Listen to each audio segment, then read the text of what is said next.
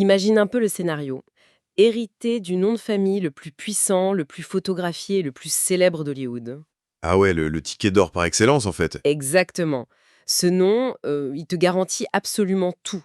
L'accès aux cercles les plus fermés, une couverture médiatique mondiale et une sécurité financière sur plusieurs générations. C'est la définition même de la royauté moderne. Carrément. Mais alors, la première chose que font ces héritiers en atteignant l'âge adulte, c'est d'utiliser leur tout premier salaire pour entamer des procédures légales super lourdes, et tout ça dans un seul but. Effacer ce nom de leur état civil. Voilà, c'est complètement contre-intuitif. Pourquoi jeter à la poubelle un héritage pareil? Bah, c'est un rejet d'une puissance symbolique inouïe, pour le coup. Ça bouleverse totalement notre compréhension de ce qu'est une dynastie. On ne parle pas d'un empire qui s'effondre de l'extérieur, mais d'une forteresse qui est démantelée de l'intérieur par ceux-là même qui devaient en hériter. Et c'est exactement le cœur de notre exploration aujourd'hui, en ce jeudi 26 mars 2026. L'objectif, c'est de comprendre la dissolution définitive de cette entité que le monde entier surnommait Brangelina. Et pour ça, on a une sacrée pile de documents. Ah oui, on plonge dans des sources fascinantes. On a des articles de presse récents venant de Mamma Mia, l'officiel USA, Hello Magazine, mais aussi une étude socio-juridique hyper poussée parue cette année en 2026. Ce qui va nous permettre de voir comment 6 enfants, élevés sous un microscope médiatique constant, redéfinissent leur identité et rachètent littéralement leur liberté. Avant d'aller plus loin et de décortiquer ces dynamiques de pouvoir, il y a une règle de base incontournable qu'il faut qu'on pose tout de suite. Oui, c'est primordial. L'épicentre de toute cette rupture familiale, ça implique un incident survenu en 2016, lors d'un vol en jet privé. Et les documents judiciaires qu'on analyse contiennent des allégations extrêmement sérieuses de violence physique et psychologique. Des choses très lourdes. Très lourdes, oui. Donc, il doit être absolument clair pour ceux qui nous écoutent que notre rôle ici n'est pas de prendre parti. On n'est pas un tribunal. On ne choisit aucun camp. Exactement. On ne valide pas les revendications d'une partie contre l'autre, on se contente de rapporter de manière totalement impartiale le contenu des documents juridiques et des articles fournis. Le but, c'est juste de transmettre les idées des matériaux d'origine pour comprendre la dislocation de cette famille. C'est super clair. Et c'est vital de le garder en tête, car on ne peut pas comprendre les actions de ces jeunes adultes sans revenir à ce fameux point de bascule, le 14 septembre 2016. Le fameux vol entre la France et Los Angeles. Voilà, toute la famille est dans l'avion, et les rapports judiciaires qui ont été rendus publics des années plus tard, en 2022, font état d'allégations formulées par Angelina Jolie. Elle y accuse Brad Pitt, sous l'emprise de l'alcool, d'avoir agressé verbalement et physiquement la famille. Les documents parlent de scènes très dures. Il aurait versé de la bière et du vin sur eux, en aurait étouffé un et frappé un autre. À la suite de ce vol, le FBI a carrément ouvert une enquête fédérale. Ouais, une enquête qui a finalement été classée sans suite. Aucune charge pénale n'a été retenue contre Brad Pitt. Donc sur le plan strictement légal, le dossier pénal se referme. C'est ça. Mais sur le plan familial, c'est la détonation finale, le point de non-retour. Quelques jours après, Angelina Jolie demande le divorce. Et c'est là que le conflit quitte la cabine de l'avion pour devenir une guerre d'usure financière gigantesque. On arrive sur le dossier du château Miraval. À Miraval, un domaine viticole dans le sud de la France, évalué à un demi-milliard de dollars. Un demi-milliard. C'est fou. Angelina Jolie finit par vendre ses 50% de parts à Yuri Shefler, un oligarque russe, pour 164 millions de dollars. Ce qui déclenche la fureur de Brad Pitt. Il lance des poursuites judiciaires titanesques pour annuler cette vente. C'est une bataille où les frais d'avocat dépasseraient les 50 millions de dollars aujourd'hui. Mais il y a un détail mécanique qui m'interpelle vachement dans cette transaction avortée entre les deux ex-époux. Lequel? L'équipe d'Angelina affirme que la vente à Brad Pitt a capoté parce qu'il exigeait un accord de non-divulgation, un fameux NDA beaucoup trop restrictif. Ah oui, c'est le cœur du problème. Mais pourquoi un NDA devient le point de blocage d'une transaction immobilière? On vend du vin, là. Parce qu'à Hollywood, un NDA, c'est jamais juste un outil financier. C'est une arme de contrôle du récit. Brad Pitt sent que le contrôle de sa cellule familiale lui échappe totalement, donc contrôler l'image publique devient son obsession. Il utilise le château comme un moyen de pression. Exactement. Il utilise cet actif financier énorme pour acheter le silence sur des questions privées. C'est une tentative de verrouiller juridiquement ce traumatisme de 2016. Surtout que si on y réfléchit, Miraval, c'est pas juste une boîte qui exporte du rosé. Non, c'est le lieu de leur mariage en 2014. C'est le Versailles de leur relation. Dans la mythologie de cette famille, ce château, c'est presque l'Orcrux de leur image publique. Brad Pitt s'accroche à la pierre pour maintenir l'illusion. Et Angelina, en vendant un inconnu, elle brise cet artefact. Elle l'a même dit au tribunal. Ni elle, ni les enfants, n'y ont remis les pieds depuis 2016, tellement le lieu est devenu toxique pour eux. C'est saisissant. Et le plus fou dans tout ça, c'est que pendant que les parents se déchirent à coups de millions pour des vignes en France, les enfants, eux, ils observent. Et ils agissent. Ils démantèlent l'empire de l'intérieur en s'attaquant au symbole le plus visible, leur propre nom. L'effacement du nom Pitt, ça arrivait par vague, non? Ça n'a pas commencé par des avocats d'emblée. Bon, ça a commencé de manière très informelle, sur des lieux de travail. Maddox, l'aîné, qui a 24 ans aujourd'hui, a été le premier. Il bosse comme assistant réalisateur sur les films Couture et Stitch, réalisés par sa mère. Et il se fait créditer comment? Maddox Jolie, tout simplement. Juste joli. C'est radical. Et Vivienne a fait pareil. À 17 ans, elle a coproduit la comédie musicale The Outsiders à Broadway. Ah oui, celle qui a raflé 4 Tony Awards. Celle-là même. Sur le programme officiel, noir sur blanc, c'est imprimé Vivienne Jolie. L'héritage paternel et gommé de l'espace professionnel. Ça, c'est pour l'effacement informel.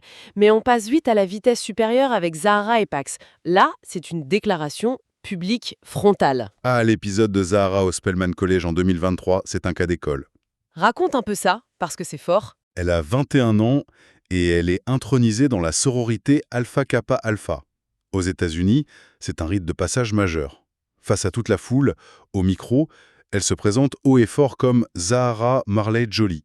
C'est plus un oubli sur un générique, là. C'est une revendication vocale de sa lignée. Tout à fait. Et puis il y a le cas de Pax. Ça, c'est la destruction pure et simple du mythe de la célébrité. Le fameux message de la fête des pères en 2020. Ouais, il avait 16 ans à l'époque, c'était sur un compte Instagram privé, mais ça a fuité. Il poste une photo de Brad Pitt tenant son Oscar, l'image de la réussite absolue. Et la légende en dessous. Il écrit que c'est une personne, je cite, terrible et méprisable.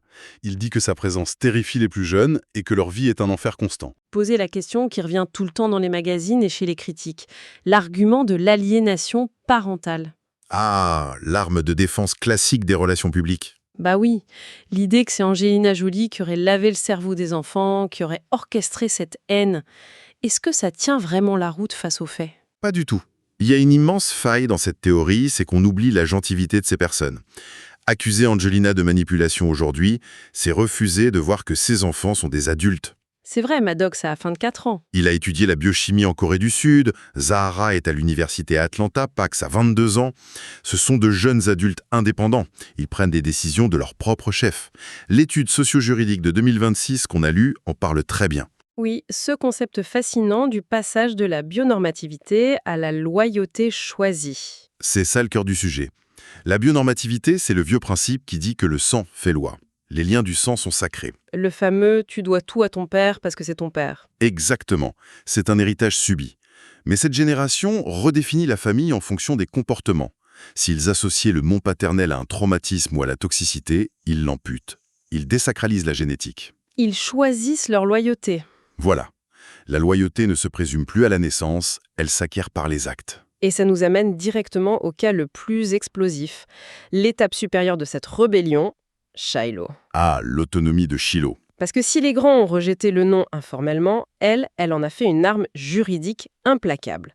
Le 27 mai 2024, le jour exact de ses 18 ans. Pas un jour plus tard. Pile pour son anniversaire, elle entame des démarches légales en Californie pour supprimer Pitt de son nom. Le juge officialise ça en août 2024. Elle s'appelle légalement Shiloh Nouvelle-Jolie. Ça nécessite même des publications dans la presse locale, c'est très officiel en Californie. Mais le détail qui change tout ici, c'est le financement de cette procédure. L'indépendance financière, Et c'est là que ça devient dingue. Dans ces grandes familles, le pouvoir, ce sont les fonds en fiducie, les trust funds. Les menottes en or. C'est exactement ça. Brad Pitt a créé un fonds estimé entre 250 et 300 millions de dollars. En général, ça suffit largement à étouffer toute rébellion. Les enfants ont trop peur de perdre leur héritage. Sauf que ça marche que si t'as besoin de l'argent de papa. Et Shiloh, à 16 ans, elle gagnait déjà environ 14 000 $ par semaine. Ce qui fait plus de 700 000 dollars par an. Plus précisément, 728 000 $, oui. Avec la danse, le tutorat, la chorégraphie. En mai 2025, elle a fait ses débuts publics sous le nom de She Jolie, en chorégraphiant un événement de mode Isabelle Marant et Net-a-Porter à LA. Elle est totalement autonome. Et le coup de grâce, c'est qu'elle a engagé son propre avocat, Peter Levine, et elle a payé ses honoraires avec son propre argent. Angelina n'était même pas impliquée financièrement. Pas du tout. C'est comme le monde de l'entreprise, tu vois. Shiloh agit comme une petite start-up super rentable qui rachète son indépendance pour se détacher d'une société mère devenue un actif toxique, même si ça veut dire s'asseoir sur un trust fund de 300 millions. C'est la limite absolue du pouvoir de l'argent. La fortune de Brad Pitt ne peut plus retenir sa famille. C'est fascinant. Et ça nous mène à la situation actuelle en 2026. On a littéralement deux empires distincts. Deux mondes qui ne se croisent plus. D'un côté, la forteresse Pitt. Sur le papier, industriellement, le mec écrase tout. Son film sur la Formule 1 en 2025 a fait 633 millions de dollars au box-office. Il vient même de remporter un Oscar du meilleur son pour ce film en 2026. Voilà. Il pèse 400 millions de dollars, il vit avec Inès de Ramon, mais la réalité humaine derrière ce succès industriel, elle est glaciale. Les sources de l'entourage le disent clairement, ouais. Il n'a pratiquement aucun contact avec ses enfants adultes. La relation est qualifiée d'irréparable. Irréparable, le mot est fort. C'est le roi dans son château silencieux. À quoi bon amasser 400 millions si tes enfants veulent plus te voir? Et de l'autre côté, tu as la dynastie Jolie. Elle a transformé sa famille en une unité créative, collaborative. Maddox réalise avec elle, Vivienne produit avec elle, Shiloh chorégraphie. Jolie a toujours dit qu'elle restait à Los Angeles uniquement à cause des règles de garde liées au divorce. Dès qu'ils sont majeurs, le tribunal n'a plus son mot à dire. Et elle prépare déjà le terrain. Elle met en vente son domaine de 25 millions de dollars. Elle prépare la liquidation de ses actifs américains. On parle d'un déménagement vers le Cambodge, l'Europe ou l'Afrique. Ce mouvement géographique, c'est l'acte de décès final de l'entité Brangelina. La dissolution géographique. Elle coupe le dernier cordon institutionnel. C'est ça. Quand on prend du recul sur tout ce qu'on vient de voir, c'est une déconstruction méthodique et chirurgicale d'un mythe hollywoodien. C'est exactement le mot. Ces enfants avaient le passe-droit ultime. Ils auraient pu s'en servir comme un ascenseur social express. Le fameux débat sur les Nepo Babies. Ouais. D'habitude, les enfants de stars s'accrochent à ce nom comme à une bouée en or. Mais eux, ils ont carrément saboté l'ascenseur. Ils ont choisi l'anonymat relatif d'une équipe de production, l'effort, plutôt que la gloire facile liée au nom Pitt. Parce que le fardeau émotionnel était trop lourd. Ce qui amène une réflexion finale hyper provocatrice pour ceux qui nous écoutent. Historiquement, la dynastie hollywoodienne, c'était le rêve absolu. Mais si aujourd'hui la nouvelle génération considère ce nom légendaire comme un poison toxique à fuir à tout prix? C'est un vrai changement de paradigme. Est-ce qu'on assiste à la mort de la dynastie hollywoodienne traditionnelle? Est-ce qu'on va voir de plus en plus d'héritiers commettre ce genre de parricide symbolique, refuser activement leur propre royauté juste pour acheter leur paix mentale? C'est une question vertigineuse pour l'avenir d'Hollywood. Et c'est une question qu'on vous laisse méditer. En tout cas, le mythe de la famille parfaite n'aura jamais paru aussi fragile.